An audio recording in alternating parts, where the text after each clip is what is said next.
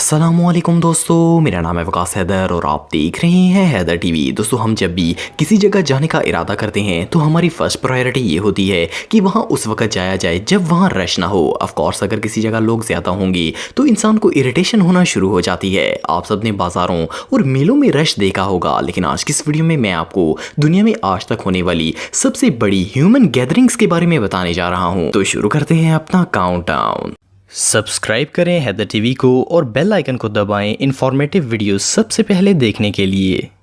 Number 8, anti वार protest. दोस्तों, शायद आप में से कई लोगों ने इराक इन्वेशन वार के बारे में सुना होगा। 2003 में इराक में आर्मी ट्रूप्स ने जंग शुरू कर दी थी जिसमें 45,000 मासूम लोग मारे गए थे। इराक पर होने वाली इस हरकत पर पूरी दुनिया ने एहतजाज किया था। 15 और 16 फरवरी 2003 में दुनिया के 50 ममालिक के 650 शहरों में इराक वार के खिलाफ जुलूस निकाले गए थे, लेकिन इटली में इस जंग के खिलाफ सबसे बड़ा एहतजाज किया गया था। इटली के शहर रोम में 30 लाख लोग एक जगह इकट्ठे हुए और इस जुल्म के खिलाफ आवाज उठाई। ये रैली इतनी बड़ी थी कि जहां तक नजर जाती थी सिर्फ लोग ही लोग दिखाई देते थे। इस प्रोटेस्ट को दुनिया का सबसे बड़ा एंटी वार प्रोटेस्ट करार दिया जाता है और इसे ऑफिशियली गिनीज वर्ल्ड रिकॉर्ड में भी दर्ज किया गया है। ये एहतजाज 2 दिन तक जारी रहा था और ये एक पुरअमन एहतजाज था जिसमें किसी को भी नुकसान नहीं पहुंचा।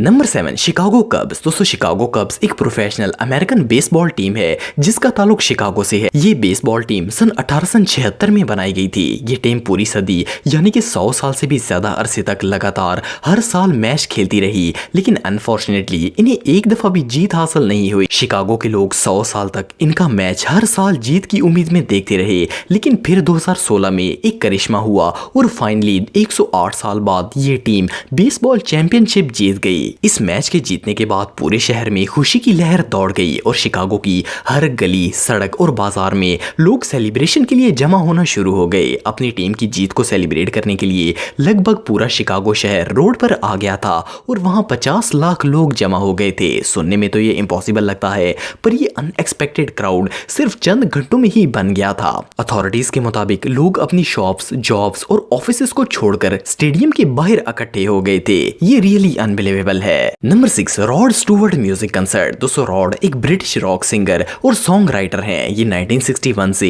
सिंगिंग प्रोफेशन से वाबस्ता हैं और इन्हें 20th सेंचुरी का सबसे फेमस रॉक स्टार करार दिया जाता है। प्लस स्टूवर्ट दुनिया के वो वाहिद म्यूजिशियन हैं जिनके रिकॉर्ड सॉन्ग सबसे ज्यादा सेल किए गए हैं। 1961 से आज तक इस रॉक स्टार के 250 मिलियन से ज्यादा रिकॉर्ड सेल हो चुके हैं। हर रॉक स्टार की तरह इन्होंने भी कई लाइव म्यूजिक कंसर्ट किए हैं, लेकिन इनके एक लाइव कंसर्ट ने म्यूजिक इंडस्ट्री में हिस्ट्री बना दी। 1994 में न्यू ईयर इवनिंग में स्टूवर्ट ने ब्राजील की एक बीच पर लाइव म्यूजिक कंसर्ट किया था जिसमें 42 लाख लोगों ने शिरकत की थी। ये फ्री रॉक कंसर्ट की हिस्ट्री का सबसे बड़ा क्राउड है और इसे ऑफिशियली गिनीज वर्ल्ड रिकॉर्ड में भी दर्ज किया गया है। दुनिया में इसके बाद अनगिनत फेमस सिंगर्स आ चुके हैं, लेकिन कोई भी नया रॉक स्टार स्टूवर्ट का रिकॉर्ड नहीं तोड़ पाया। Number 5, Olympic 1996। दोस्तों, ओलंपिक गेम्स में तमाम स्पोर्ट्स और फिजिकल एक्टिविटीज शामिल होती हैं। ये गेम्स दुनिया भर में होती हैं और करोड़ों लोग इनके फैंस होते हैं। आपको जानकर हैरानगी होगी कि ओलंपिक्स में दुनिया की 200 से ज्यादा नेशंस के एथलीट्स हिस्सा लेते हैं। वैसे तो ओलंपिक गेम्स 8वीं सदी में ग्रीस के अंदर स्टार्ट हुई थी, लेकिन अब इसमें दुनिया के तकरीबन तमाम ममालिक के खिलाड़ी हिस्सा लेते हैं। ओलंपिक्स के दौरान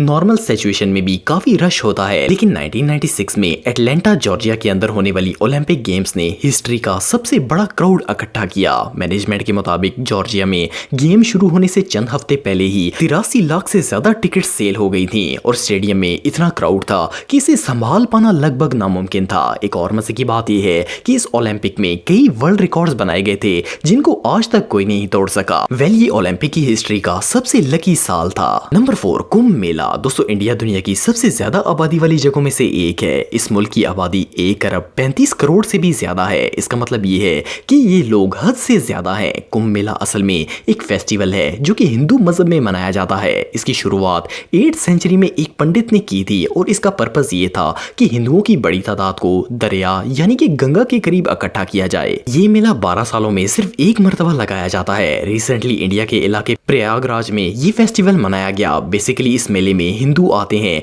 और दरिया में गोता लगाते हैं। मेरे ख्याल में ये अपने पाप वगैरह वाश करते हैं। 2019 में हिंदुओं का एक बड़ा क्राउड इस फेस्टिवल में शरीक हुआ था। आप बिलीव नहीं करेंगे कि यहाँ एक वक्त में 1 करोड़ 20 लाख लोग जमा हो गए थे। ये मेला 50 दिन तक जारी रहा था और लोग मुसलसल यहाँ आते रहे थे। वेल जो भी हो, ये क्राउड एक्सट्रीमली ह्यूज था। Number 3, Barack Obama inauguration. दोस्तों बराक ओबामा अमेरिका के 44th प्रेसिडेंट थे। ये अमेरिका की हिस्ट्री के पहले ऐसे प्रेसिडेंट थे जो कि अफ्रीकन थे। इन्होंने 2009 में इलेक्शन जीतकर हेड ऑफ स्टेट की कुर्सी संभाली थी, लेकिन 20 जनवरी 2009 में जब इन्हें प्रेसिडेंसी के लिए मुंतखब किया गया था तो हर मुल्क की तरह वहां भी एक सेरेमनी हुई थी। पूरे मुल्क से लोग अपने नए प्रेसिडेंट को वेलकम करने के लिए आए थे। इस इनॉग्रेशन के दौरान लोग इतने ज्यादा हो गए थे कि इन्हें संभालना भी मुश्किल हो गया था। अथॉरिटीज के मुताबिक व्हाइट हाउस के बाहर 18 लाख से ज्यादा लोग जमा हो गए थे। ये अमेरिका की हिस्ट्री की सबसे बड़ी मॉन्यूमेंटल गैदरिंग थी। वाशिंगटन के होमलैंड सिक्योरिटी के मुताबिक इन्होंने 8 लाख लोगों को एक्सपेक्ट किया था,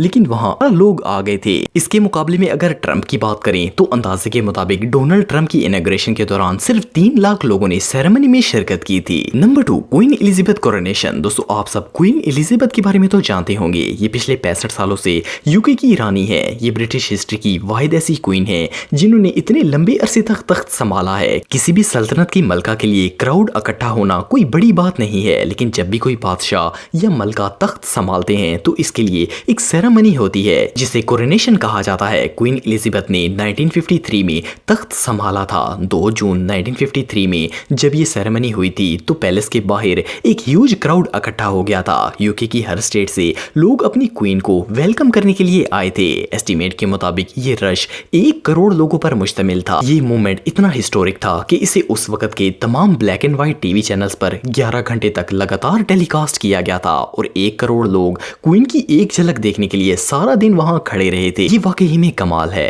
नंबर 1, हज। दोस्तों जैसा कि आप सब जानते हैं कि हज तमाम मुसलमानों पर फर्ज है। अगर मक्का मुकरमा की बात करें तो इससे ज्यादा खूबसूरत मकाम दुनिया में और कोई नहीं हो सकता। दुनिया के हर मुसलमान की ख्वाहिश होती है कि वो सिर्फ एक दफा मक्का और मदीना देख आए। अगर काबा की बात करें तो सिर्फ हज के दौरान नहीं बल्कि पिछले 1400 सालों से यहाँ हर वक्त तवाफ होता रहता है और लोग सदियों से यहाँ 24 घंटे इकट्ठे रहते हैं। दुनिया में कोई ऐसा दूसरा मकाम नहीं है जो कि सदियों से लगातार आज भी आबाद हो। साल के 12 महीने लोग यहाँ उम्रे के लिए आते रहते हैं। इसके अलावा अगर हज की बात करें तो हर साल मक्का में लाखों मुसलमान हज करने के लिए आते हैं। 2019 के एस्टीमेट के मुताबिक लगभग 25 लाख लोगों ने हज अदा किया और ये तादाद दिन ब दिन इंक्रीज हो रही है। मस्जिद हरम को मजीद एक्सपेंड किया जा रहा है ताकि ज्यादा से ज्यादा लोग हज की अदायगी कर सकें। यकीनन हज इस दुनिया की सबसे बाबरकत और पुरसकून ह्यूमन गैदरिंग है।